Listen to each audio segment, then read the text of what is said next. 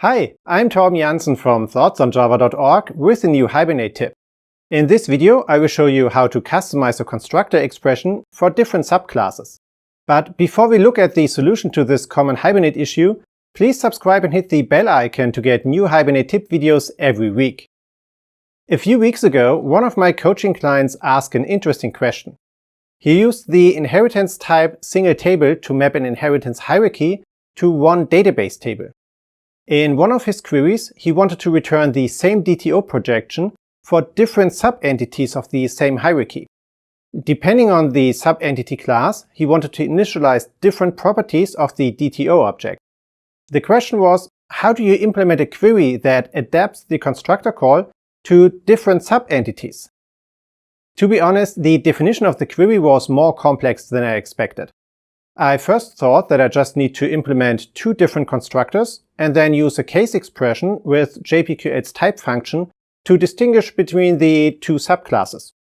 But unfortunately, the combination of case expression, type function, and constructor expression caused a strange error message in Hibernate 5.4. In the end, I had to implement one constructor with parameters for all properties of the DTO and use a case expression for each property that wasn't mapped by the superclass. Let's take a look at a simplified example, as I obviously can't share any client code. I created a small inheritance hierarchy consisting of a publication as the superclass and the subclasses book and blog post. And I will use the publication presentation value class as the projection of my query.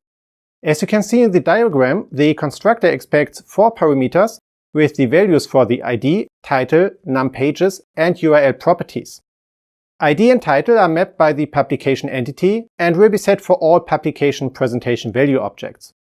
The num pages property is specific for book entities and will be null for all blog posts. The URL property will only be set for publications of type blog post. As I explained at the beginning of this Hibernate tip, the combination of a case expression, type function, and constructor expression didn't work with Hibernate 5.4. I had to use a constructor with parameters for all properties of the DTO instead. You can see the query here. The query starts with a simple constructor expression that tells Hibernate to instantiate a publication presentation value object for each record. The interesting part are the following lines of the query. I used this case expression to determine the third constructor parameter. A case expression is similar to an if clause in Java. It evaluates a when clause, which in this query is type of P. The type function returns the type of the selected entity. In this example, that's either book or a blog post.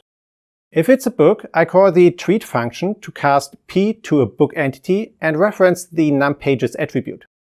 Blog post entities don't have a num pages attribute, and I return null instead. And the next line is very similar to the previous one. This time I either want to return the URL attribute of a blog post entity or null, if it's a book entity. So I again use the type function to get the class of the current entity and the treat function to cast it to a blog post entity. As you can see, even though JPQL is not as powerful as SQL, it still enables you to create quite complex queries. Let's run this query with activated SQL statement logging and take a look at the generated SQL statement.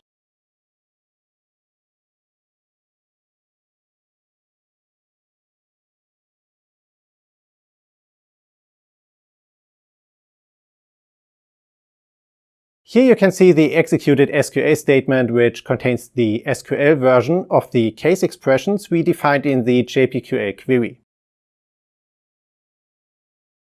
Okay, that's it for today.